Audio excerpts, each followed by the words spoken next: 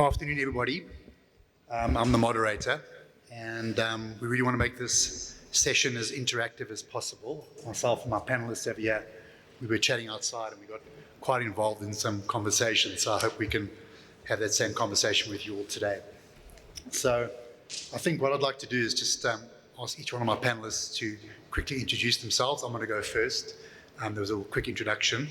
I'm Andrew McHenry. I'm with NAG, New Age Gaming Magazine, amongst a whole bunch of other things that I do in the industry. I've been in the mobile technology industry for over 20 years, and I've been very fortunate to work with the organisers of this event in a number of other places in Africa, and this is by far the most impressive, so well done to the team. I'm looking forward to a great session with my panelists. I'll start over to my left, and my right, sorry. Thank you, Andrew. Oh, it's working. My name is Shikoh Gitau. I'm the CEO of Qhala. We are a digital innovation lab. We are headquartered here in Nairobi, but we have presence across Africa.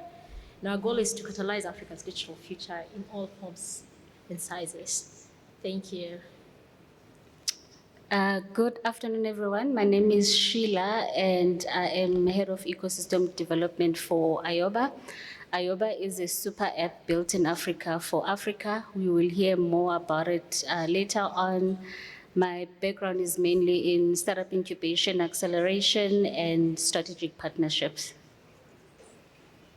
Good afternoon. Good afternoon, everyone. My name is Steve Abeka. I'm a specialist in commercial partnership, both private to private and public to private at cm.com. And at cm.com, we are a global company and a number one software provider for conversational commerce. And what I mean by conversational commerce is that we bring commerce into every conversation that you're having. Every touch point that you have with your end customers, we bring in commerce into it. Thank you. Hey everyone, I'm Jaco Nel. I am the Chief Technology Officer at Deimos. We are a developer and security operations company focused on helping African businesses adopt the cloud as well as sort of make the most of their technology. We are about 5 years old and we are partnered across all three public clouds with a very strong sort of presence on GCP. We are by spend, we're the largest Google Cloud Platform partner in Africa. We're also the only African cloud partner for Google that are specialized in security. So we've worked with multiple companies from the crypto space all the way through to the Central Bank of Nigeria, where we help them on their technology journey, everything from mobile application development through to forming a partnership and helping them migrate to the cloud and maintain their infrastructure in the cloud. Well, thanks for that quick intro from everybody. I think, you know, the topic we're going to talk about is quite broad, and I think from the cross-section of my panelists over here, I think we've got a really good mix of people to talk about that. So I think I'm going to kick off the conversation. I think we're in Kenya, and I actually was here in Kenya when they launched M-Pesa in 2007. That's what they say, 2007. That's what they say on the internet. You can't always believe what they say on the internet, because it actually was launched in 2006, I think it was.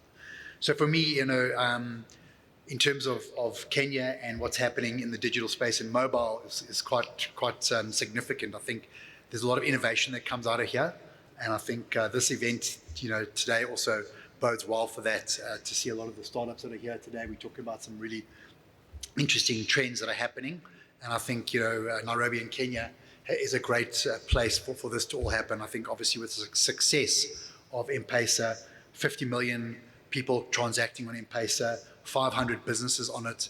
So I think, you know, we can't not talk about that. It's a major success. And I think, you know, some of the trends that we've picked up with M-Pesa and what it's done for people in Africa, not just in Kenya, I think is a major, you know, achievement. And I think we got to talk about it a bit in terms of what it's done in terms of enabling Africans to be able to transact and send money and things like that. So I'd like to maybe just open the discussion up to my panelists if they want to add anything about that.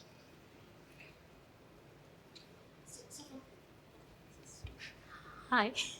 Good. So for me, M-Pesa was a chat GPT moment. I want to say that in 2007 for for mobile payments across the world. I love what Patrick Njoroge, the central bank governor for Kenya, says, that we are the cradle of mobile money and digital money, actually, in the world. Because at that time, if you hear the story, depending on who you're hearing it from, there were so many unbelievers that this could work, yeah? And when you go back and look at why did M-Pesa work, it was embedded on our user behaviors, yeah? So the initial ad for M-Pesa was send money home, because we did send money home, yeah? The few people, all of us, if you're an African person, at least, you move to the city and your village people are depending on you to send money, yeah? So we'll use all sorts of things. We'll use matatus, yeah? We'll use not MoneyGram, there was something else by Kenya Posta, that you'll send money home. So they used the mindset and the mental models that we were having at that time to actually design a great product, yeah? It was simple enough to use. It used like a technology that was aspirational at that time, because 2006, 2007, mobiles were just mass market mobile phones, not elitist mobile phones that were there before 2000. Mass market mobile phone was just actually coming up. Everybody wanted a mobile device. Many households actually could be able to afford a mobile device. So they used that mental model to say, now you can send and receive money through a text message, which is practically not the truth if you look at the technology part of it, that I send a text message and you receive money and you can go and get the money out of it. And I love that because it was very user-centered, human-centered, using context, understanding context of how people actually transact. But most importantly for me, it is the conversational part of it that Safaricom nailed. If they had used a very technically involving way of transferring the money, to have fallen flat. But we are so used to calling people, sending a text message. So they said, what can we do that is foolproof? Is send a text message. And that was M-Pesa. And that is the conversational part of it that I'm practically very excited about when I think about M-Pesa, and even the future of M-Pesa and where it should go. It should take advantage of its roots, which was very conversational and very relationship-based, to actually build a transactional history and relationship. Yeah, thanks for that. I think that's really leads us to the next point I'd like to get into. We fast forward, to 2023, and where are we now with what's happening with mobile money and sending money? I mean, you make the point, in Africa, if you want to send money from point A to point B, it can cost you up to 20 to 30% of what you're sending. Obviously, M-Pesa solved that quite nicely. But I think let's fast forward to 2023, and I think if I can go to Stephen over there, conversational commerce, where are we at now? This is your kind of industry, your business, what you do for a living. Maybe you wanted to talk about that, where we are now from M-Pesa so many years ago. Okay. Thank you for that. If you look at the current state where we are with the mobile money, and to tell you the truth is that every other transaction that takes place, I would confidently talk about Kenya, it's over mobile phones. And of course, there's a lot that is still open for us, and especially the audience that I'm speaking to here today, who are majorly the startups, where basically by M-Pesa being able to have APIs that you can be able to use to build up or to integrate to a number of systems that you are building as startups, it would be very important for you to understand which space would you want to come in to play and build a number of services or build a number of products based on the current state of the matter, where a number of every other transaction that goes around is through mobile money. And again, also, it will be good for me just to let you know that what is it that is important to our customers. And of course, majorly our customers are looking for around 4 things. And one of them is engagement. They're looking for improved engagement with you as they converse or as they carry out their activities, as they interact with your services and products. And the other thing that your customers are looking for is they're looking for information, because we are in an era where information is power. So every other time, you're definitely looking for information. So how best you as a startup would you be able to put up much of your information and allow your information to be accessible outside there to your consumers? And that's basically the other thing that your customers are looking for. And of course, the fourth thing that your customers are looking for is how they want to interact with the world around them. And so if your services and that you offer give them the possibility to interact with the world, then definitely you are in there in the business. And of course, the other thing that I would also want to bring to our attention is that it's point blank that two behaviors that you need to be very aware of. And the first behavior is that our consumer behavior is digital, and that's why we are talking about the future of mobile, and you're talking about the consumer digital insights. And one of the things that needs to be clear to us is that the current behavior is digital, and the other behavior is that the behavior has gone to the mobile. So as we sit here and discuss about the future of mobile, let's think around these behaviors, and let's make use of these behaviors currently and into the future on how we can be able to leverage the kind of services that we want to offer as startups.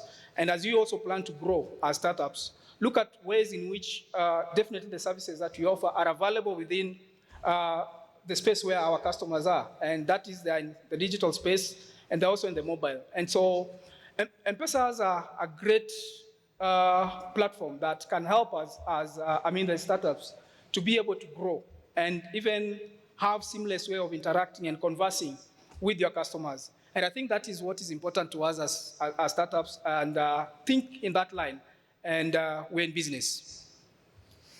Yeah, thanks for that. I think I'm going to ask our Ayoba friend to talk about engaging with consumers. For me, Ayoba is probably one of the best kept secrets that's been going on in Africa right now. I think Ayoba is like a M-Pesa moment happening now. And I think in terms of what it offers, in terms of being able to bridge that gap, getting people onto the digital platform, I think what Ayoba is doing is amazing. Maybe you can just talk to us a little bit about Ayoba and what it's doing right now to do that. Yeah, so as I said earlier on, it's a super app, very intentional about being built in Africa for Africa, really understanding the African market, and we all know that it's complex, right? Because we're talking about 54 countries here. That's what I always say to people, like, what's happening in Africa? I'm like, which Africa? So it's been interesting, and yes, I think I don't think it was intentional that it's been a best kept secret, but we really focused on understanding the market, building the user base, interacting with users. By the way, you can download Ayoba wherever you are in the globe, but we focus on Africa. It's available in 23 African languages. What the platform is, it offers chat, so you can chat. And there's a benefit if you are an MTN user, you get 0-rated services, so you can consume content, shop online, talk to your family.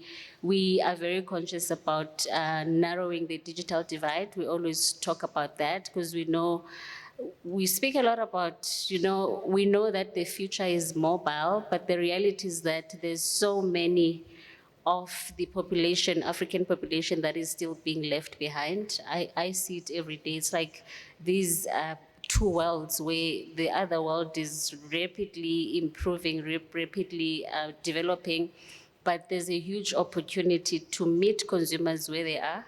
And by consumers, I mean the people that are already included in the digital ecosystem and those that are not. And we are playing in that space. So I mentioned chat, I mentioned there's content. So if you're a content creator, you can have, it's a space where you can share your content and you get exposed to 20 million active users now across Africa. And then I think what I always say to the team that I'm biased towards the most is the micro apps. So micro apps, if you are an entrepreneur that has an online store or you want to get into the digital commerce, which connects nicely to the conversation that the previous panel was having, and looking at how do we make it easier for people to sell online, connect with consumers online, but also to bring and generate value for people online, and also while making sure that there's trust. They trust the platform, they trust the other person that is on the other side. Yeah, so that's what we do. The biggest, I think, if there's startups in the room that would like to know more, the biggest benefits for entrepreneurs or developers that want to put their products online is that when you launch at Ayoba, you are already exposed to this huge market. And I head up ecosystem, which is part of business development really, but it's about understanding. There's the previous speaker that spoke about the merchants. We're all saying we want merchants to be online, but we don't understand that sometimes, like, I have a smartphone, but I don't know, like, what do I do to get to the market or to access people that are already in the digital economy. So my passion really is to go out there, meet the entrepreneurs, meet the merchants, and say, come on Ayoba. We are also building templates. So if you wake up like me with 100 ideas, you want to test it, or you have a store, you don't know where to start, and you can just go onto our developer portal, choose what you want to do, integrate payments, all of that. To sound like an advert, okay, but I've got my content on the Ayoba app. Can I see if there's anybody in the audience, a show of hands, anyone using the Ayoba app, got the Ayoba app on their phone? Okay. Yeah, I don't see any. Like I said, it's the best kept secret.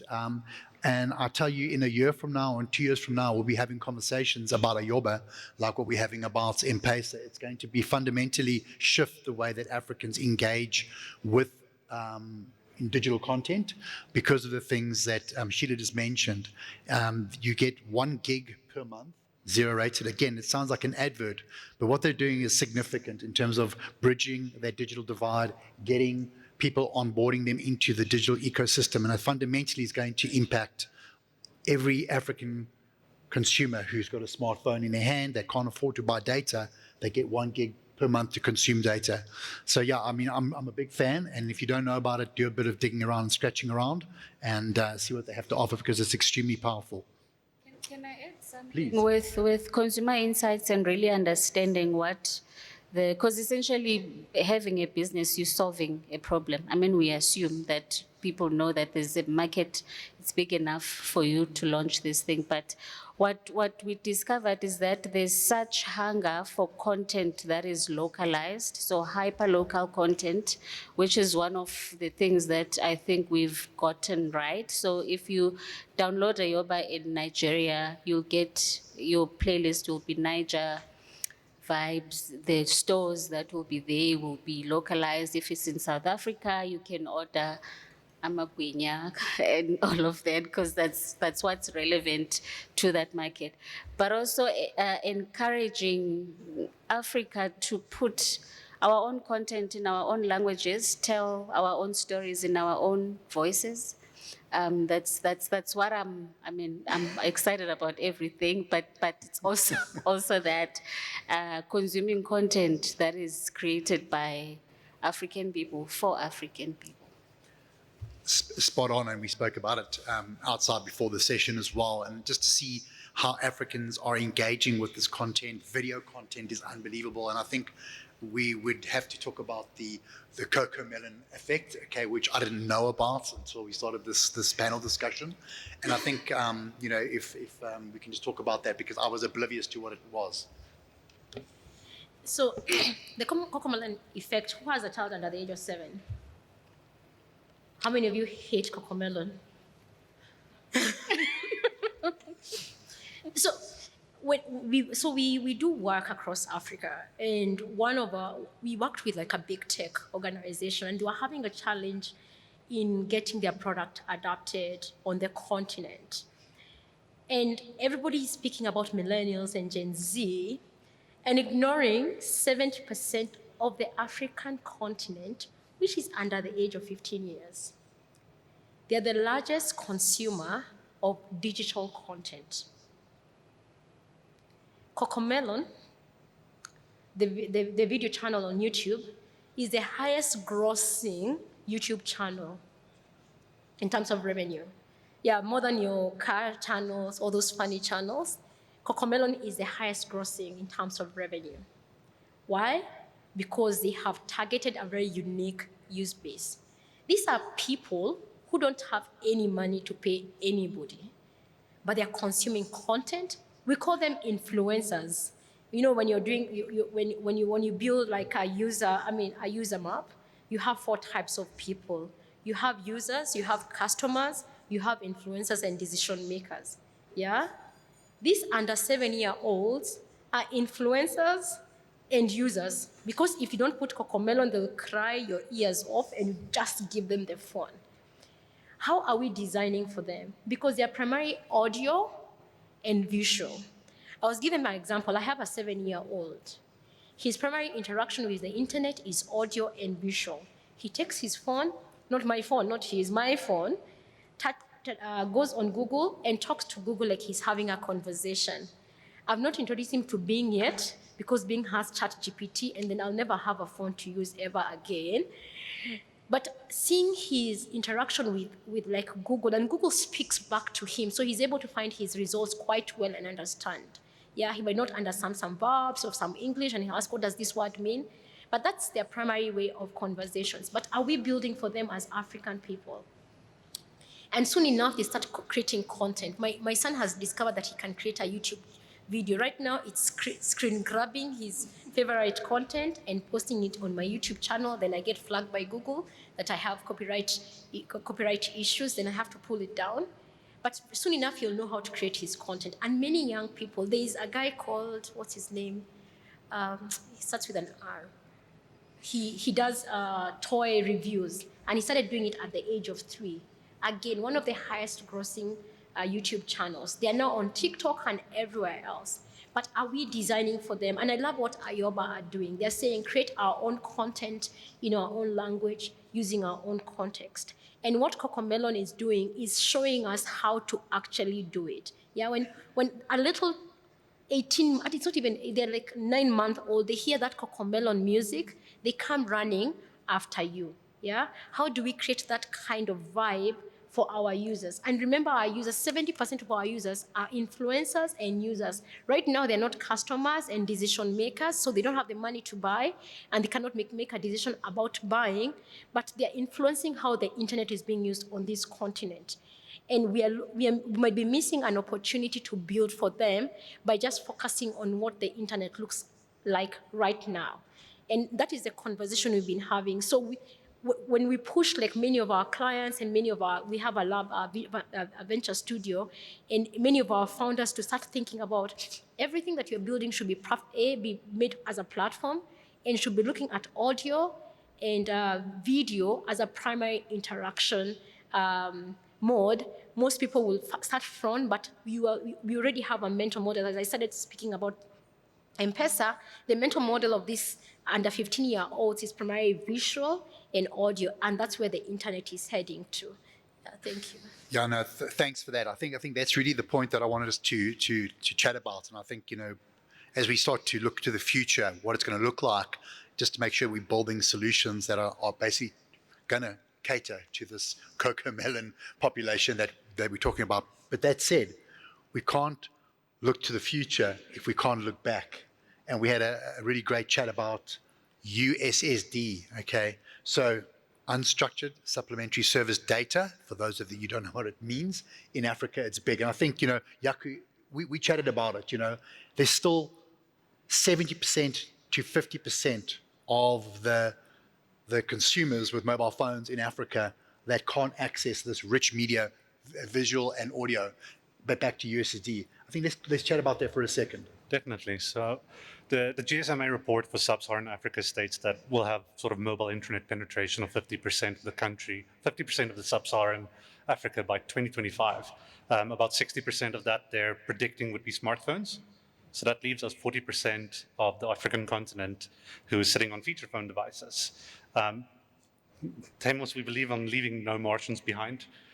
So Martians would be our people, the individuals that work for the company, but it's also a value that we extend outwards, leaving no African behind. And I believe that's very important to take into consideration when thinking about mobile adoption in the future. Having an omni-channel type of solution. When you're a business that are putting out a technical platform, whether it's a mobile money platform or whether it would be some form of content platform, distributing of content, I think it's important to also cater for the individuals that are on your lower end of devices, that are on your feature phones, that are through USSD. That conversation of ours then sort of started pivoting towards what we've been discussing quite a bit is the conversational interface. So ChatGPT being mentioned quite a lot. Why? Because it's a unique way and it's a personal way of interacting with large sets of data. I can prompt ChatGPT and it answers me as if it's another person. So there's that personal touch to it. Our conversation also then went into how we can utilize aspects coming from USSD all the way through to mobile applications. Is there maybe a middle ground that looks like your chat commerce that is maybe driven by machine learning, that has these natural language processing capabilities that allows you to transact via SMS, via WhatsApp, via Facebook Messenger. So we're not on the sort of full, complete, heavy-hitting, high-end devices yet. We're in the transition. But back to the point, I still believe that there's going to be a transition phase where we need to focus on supporting individuals in rural areas that might not have data connectivity yet, but has a form of a cellular connectivity that is able to interact with your business via USSD. And then seeing the evolution through that.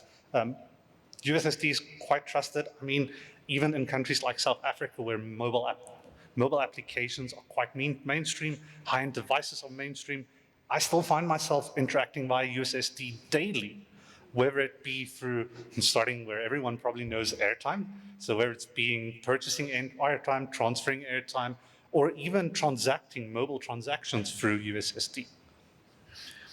Yeah, I mean, I'm the same as you. I use USSD probably 3 times a day now, more.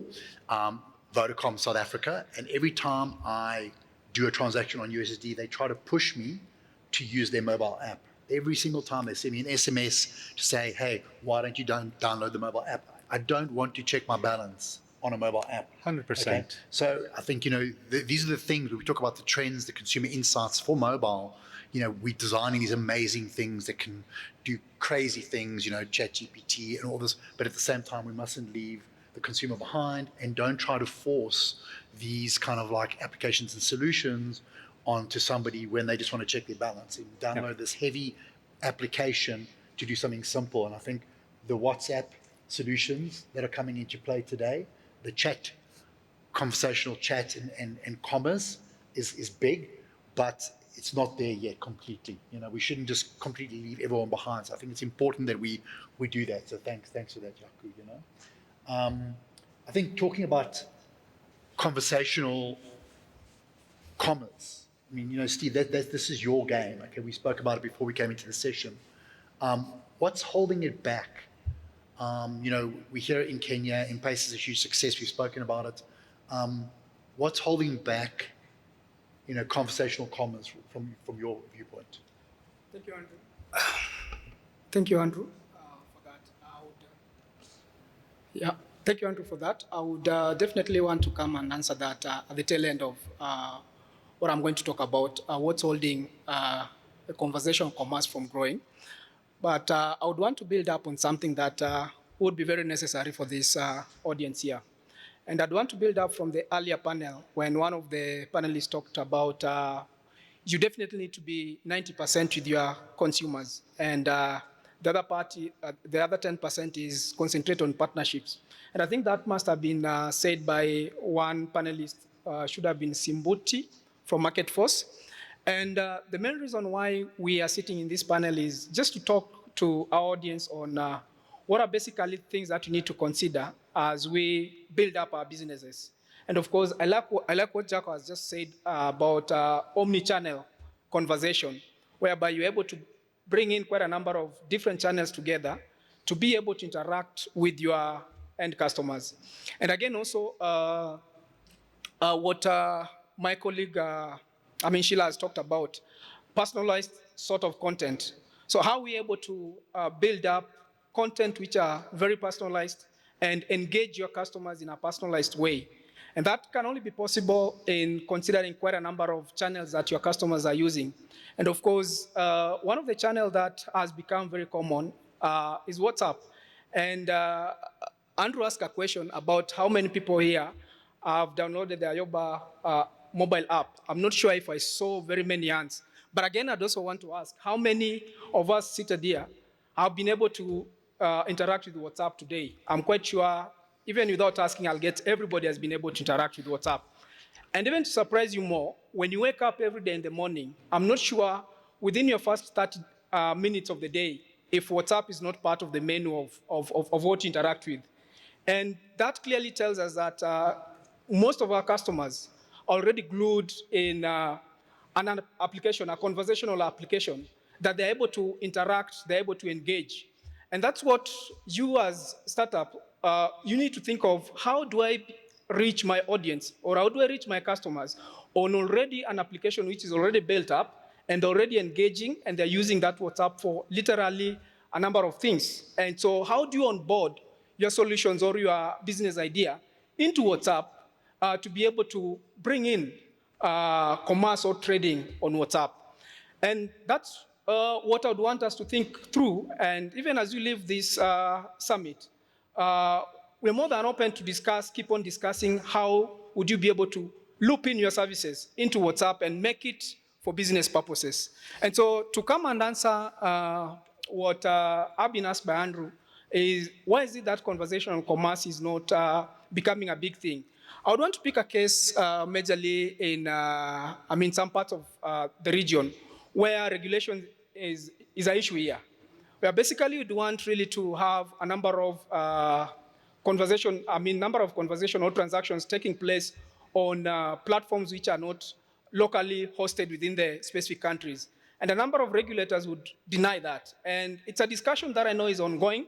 My country, Kenya, it's an ongoing discussion to allow WhatsApp to be part of the channel through which you can be able to do financial transactions. And I think that's one of the reasons that we are having that challenge.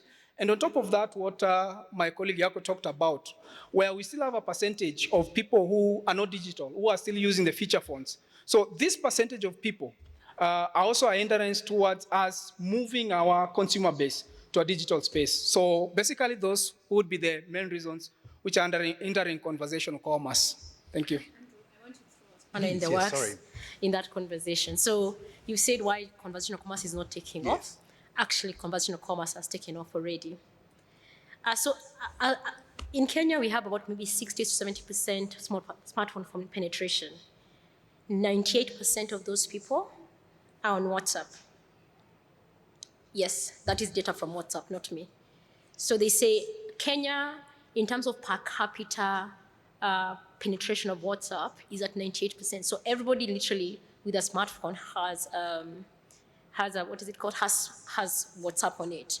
So we do insights, I said, with different people.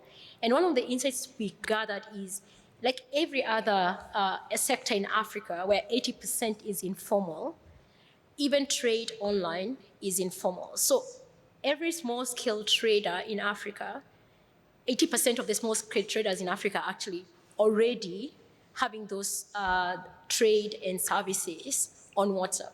So I have a case study where we had one of the respondents who used WhatsApp status. You know the WhatsApp status? They use WhatsApp status as their storefront. Yeah? Guess how much they make a day? About $1,000. Almost change careers. Because I'm thinking, wait, what? And that is on a bad day. Most days, they make more than that. But what is even more interesting is what they sell on their WhatsApp status is not even theirs. So they are agents. So they say, do you want to sell shoes? Do you want to say household goods? And they put them on their WhatsApp status and they sell and they get a commission of every sale. This is 80% of small scale traders and hustlers. You know, every African has a small side hustle. I'm busy, I'm Shiela, I have a nice job at MTN, but I'm selling handbags and shoes on the side. I hire my cousin or somebody's cousin to just be putting and scrolling on WhatsApp, and they're selling. So every time somebody says that conventional commerce is not happening in Africa, it's actually happening, but in a very, I have this conversation with Instagram, on WhatsApp, then we move to WhatsApp, and then from WhatsApp, we move now to, we have connected. I send a boda person to, or whatever, last mile delivery, then it's either cash on delivery or I use mobile money to close the loop on payments. So the person who will crack bringing all of this together is going to win, but it's already happening. So let's not kid ourselves about that. Yeah, 100%. Thank you for that. I think I call that almost like social commerce. Okay, I think it's definitely alive and thriving.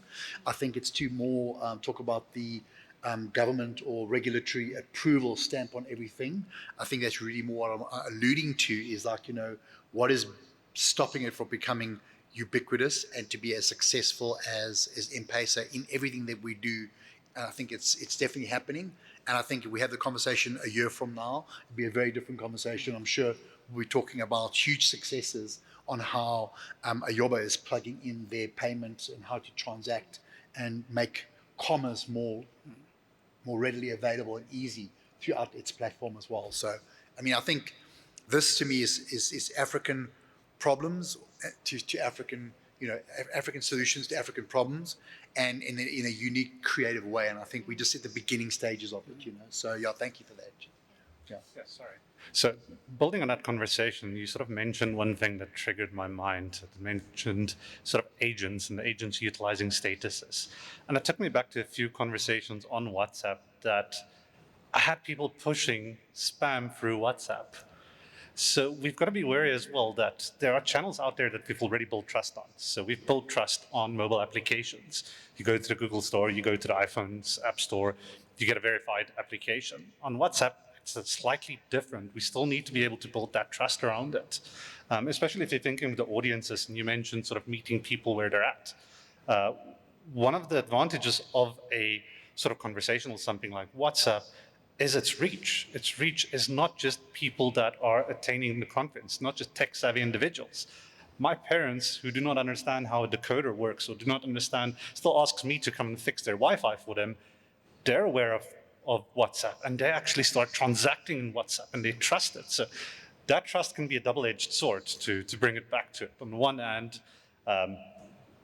feeling comfortable to transact on it, which is needed for us to move forward on that journey. But on the other hand, not being careful enough, getting themselves into odd positions where maybe data breaches or where they get scammed. But yeah, so I definitely feel that WhatsApp is, to me, it's very portable and it reaches the non-tech savvy people. It helps as a transition phase as well. So I can see my parents going through WhatsApp. I can see non-tech savvy people going through WhatsApp, getting more comfortable with sort of the conversational style, getting more comfortable with purchasing via it, transacting via it. So it does feel that that is one of those elements, one of those tools that should be on your omni-tool, your omni-channel tool belt. 100%. I think that you know, in terms of trends in you know, consumer trends in Africa, we can't ignore the WhatsApps, the Ayobas of the world, you know. And I think it's early days, and I think it's quite exciting, you know, to put it mildly. But we're wrapping up. Sorry, do you want to say something? Yeah, I mean, what I'm picking up, and it's the realities that I think if you are a founder and you are thinking of, I mean, Shikoh was talking about, you know, there's these different pockets of this flow. It's a transaction, but it's WhatsApp, then you send me an e-wallet, then someone does the shipping and you get your parcel or whatever it is that you are buying. And I think for me, the key thing is always to remember that all consumers are looking for an integrated user experience where someone is solving a problem or part of the problem, but as a consumer, I don't want to be dealing with too many things, right? And if I think if we can get that, whether it's Ayoba, someone sending a message via the Ayoba platform, someone getting it with an SMS, because you can do that if someone is not on Ayoba. It's always about alleviating the pain points for your consumer. Exactly. I think if somebody can solve that problem, someone's going to make a lot of money in getting it all to work perfectly. And it goes back to using the existing mental model. So in a few cities, we've done this research in Africa. There's that unifying factor. And it's for us, we've seen it's the delivery guy, because he's the one who knows who the seller is and who knows the address of the buyer. And what I love about this is we are calling them digital adjacent jobs, because these are people who will get a request to deliver something from, say, Sheila is selling me her nice dress. So I will buy from Sheila. I don't know who Sheila is. I found her on WhatsApp, on an Instagram shop.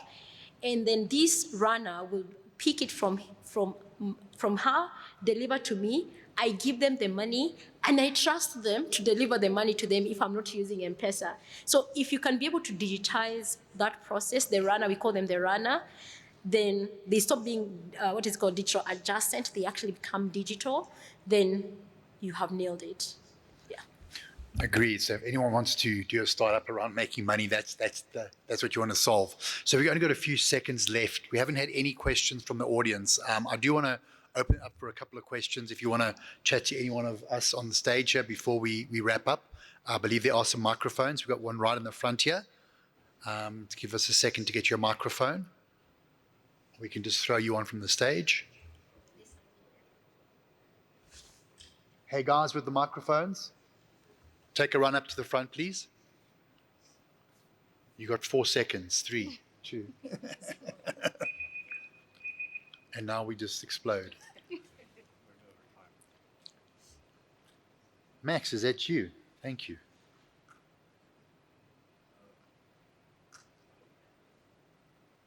You got to shake it.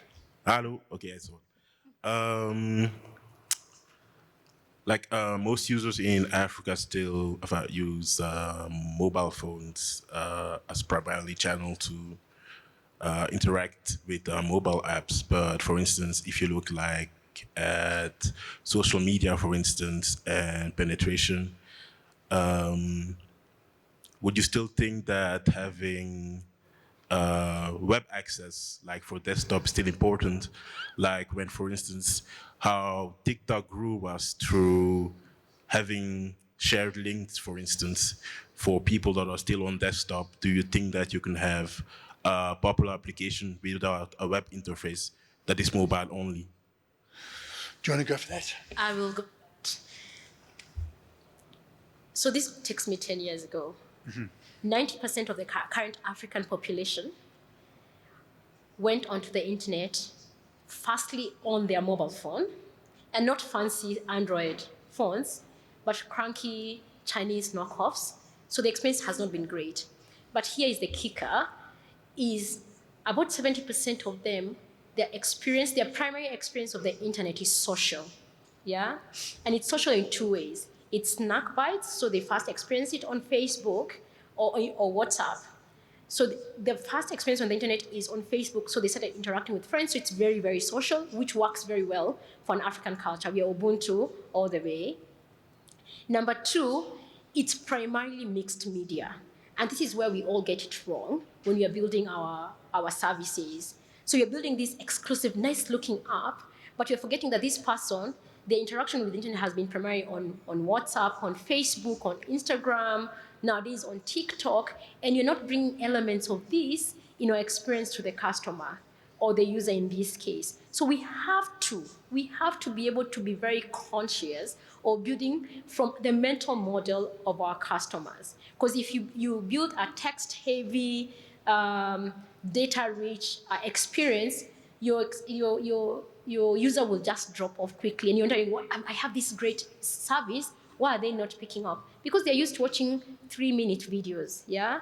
They're using to liking and commenting and interacting and engaging with their content while you're just doing a one-way conversation with them. They are not used to that, and they will find you strange as a service provider. So you have to use those mental models that we're already existing to do that. And number two, I think, is allow them to create content. And we've been working with like a few banks and very older organizations, 50-plus-year-olds, and they say you have to build in engagement in all your services. And they're like, engagement what? Yeah? Nobody is going to come to your bank. People want to talk to people on the other phone. And please don't make it a USSD, not USSD, a structural bot, because most people just put a structural bot to converse to their customers. One, if you want customer service, no, if somebody wants to feel like they're speaking to another human being on the other side, make it very engaging, and you'll get people stickability into your application. That's my input. We are out of time, or do we have a question? One more question? No? I think that's us. We're out of time. Thank you very much, my panelists. Okay. And thanks for your attention. Appreciate it. Thank you.